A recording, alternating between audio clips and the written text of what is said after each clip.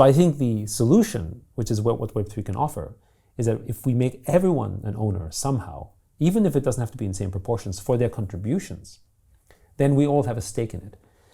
I think of this as a mental model. Imagine, all these young Americans that don't own property, if they could even have had fractional ownership in the properties that they had. They don't have to own the house they live in, but they could have some value of the depreciation capital instead of just thinking of their salary, which basically is just declining as an asset class. Then maybe their certain economic circumstances would certainly be better. Maybe they would be happier about the circumstances because they get to participate in the growth of that.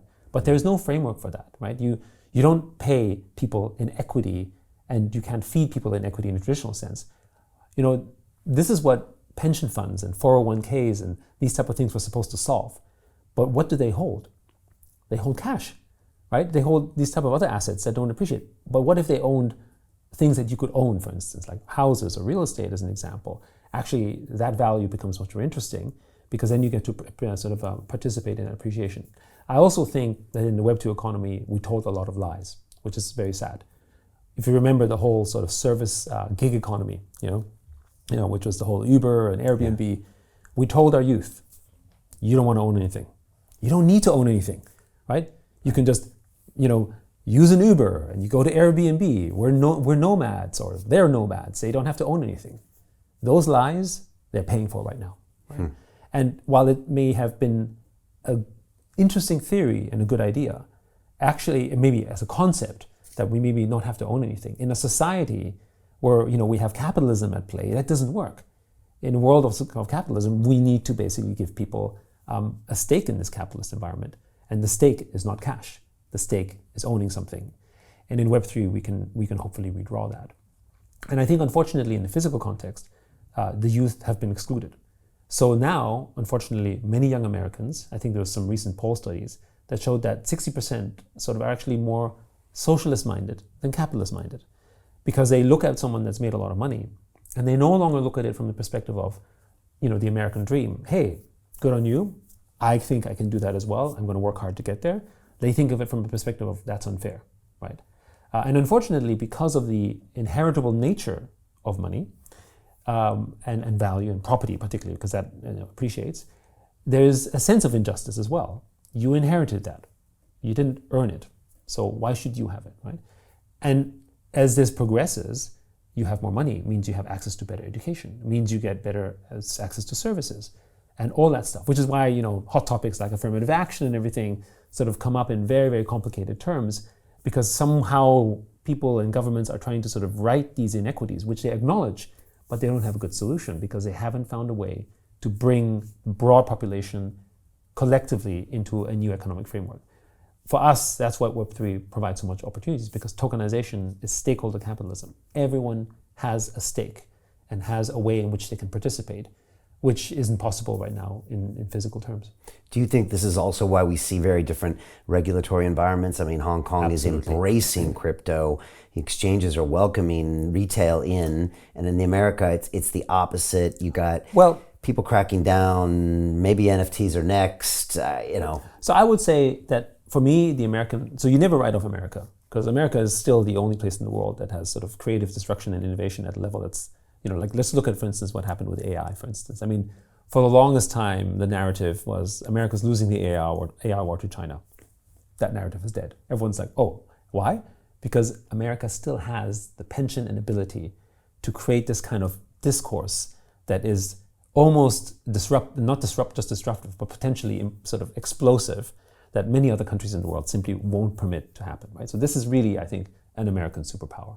Right? So, when they start coming back into Web3 or blockchain in sort of a national sense, I think the industry is just going to sort of grow really, really fast, because there's a lot of believers in America. They just can't really talk about it the same way that perhaps people in Asia can.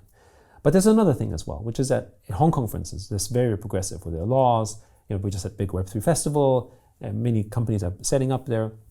I mean, what is the other thing about Hong Kong? Hong Kong is typically either number 1 or number 2 freest economy in the world, right? It's constantly rated as one of the top freest markets in the world. And what is Web3 and blockchain? It's all about free market liberalism in that sense, having sort of the freedom to transact and having the freedom of our ownership of these things. I would say that's a value that is very American, but the narrative politically has changed. You wouldn't have a candidate like Bernie Sanders possible, say, even 10 years ago. Right? That just tells you about the state of America, for instance. And if you think about the party politics right now, the anti-capitalist narrative seems to veer more and more into one party side, whereas the pro-capitalist narrative is something that seems to be much more on one side, and it's becoming a war of that. I mean, again, not to debate what's right or wrong, but canceling student debt, for instance, is a very, very hot topic. Because on one, it's like, why should they do that? I paid my student debt. Versus the other one is like, it's just unfair, right? And you ought to do that because the system is not fair, and we deserve it, or whatever the narrative is, which is incompatible with an ideological belief as to what your rights are, and that's basically the dividing line. But I do have hope for the U.S. because of its democratic and constitutional framework. There is always a kind of self-correction that seems to happen, and that's possible, because at the end of the day, in this land of America, as you have in other nations, of course, you want what's best for the country. So the only thing is now, how are we able to communicate and explain that? And there's enough forces that I think want to see the right thing happen. But it's a progressing story over time, right? And at least you can have these open public debates, which in other countries you simply can't, right? It's like, I would argue even in certain European countries, even though you have freedom of speech, there is a social culture that prevents you from expressing these concerns because of their traditions and history. So Jim Rickards has just recorded a video that's not available to anyone in the public, and he's going to be talking about how this upcoming recession is going to be fast, it's going to be bloody, it's going to be nasty. But at the same time, he's going to show you how you can position yourself to profit from all of this chaos. Now, we've made this video only available to our viewers. Go to londonreal.tv/Jim. Watch that immediately. I can't say enough good things about Jim Rickards. He understands the global economic system better than any guest I've ever had on London Real.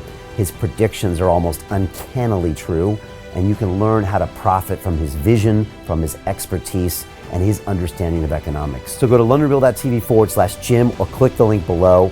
It's an excellent, excellent look on what's going to happen in the future and how you can position yourself to profit from that. Jim is one of the best in the business, one of my favorite guests on London Real, and he's very, very good at predicting the future and showing us all to profit from it. So click the link, and I hope you enjoy.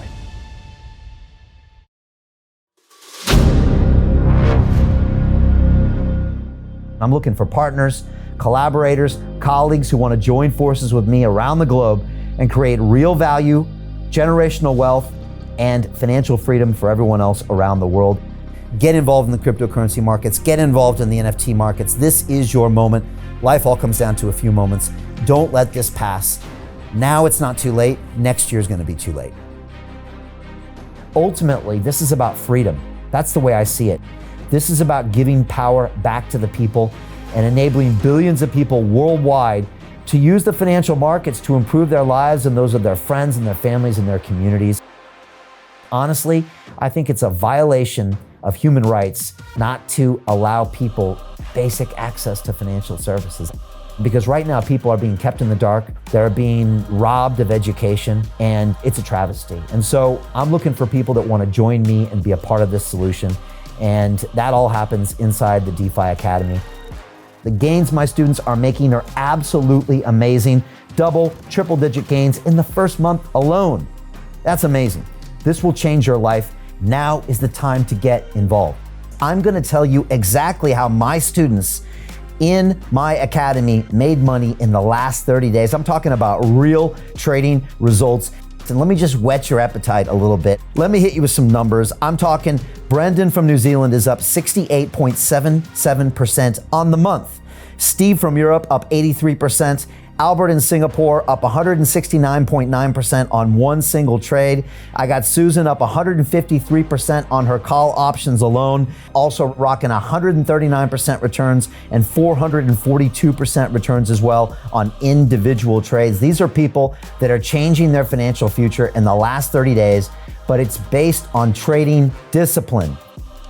I've graduated over 500 students from inside my academy from over 54 countries around the world. It's amazing. When it comes to crypto, DeFi, and blockchain, we love this space. We truly believe it's the future. This is down to our core, It's authentic to what we're doing, and everybody can tell through the camera because you can't make this stuff up. If you're watching me now, wherever you are, I implore you, take 60 seconds right now and join my academy. Apply today. Now you've got a chance. Life all comes down to a few moments. What are you gonna do? What's the choice that you're going to make?